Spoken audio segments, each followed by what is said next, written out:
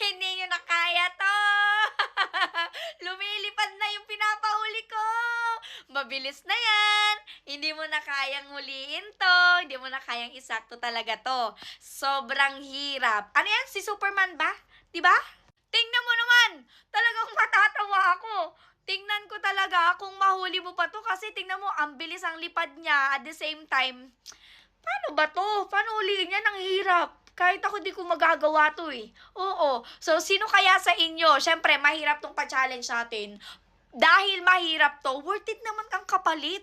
Magigipsungan ka ng hawak ko na latest na mansanas. Oo, be. First time ko magpagipsong nito. Siyempre, dahil mahirap to, worth it naman ka. Ay, wala na explain kasi. Nabubulol na ako eh. So, huliin mo na lang to.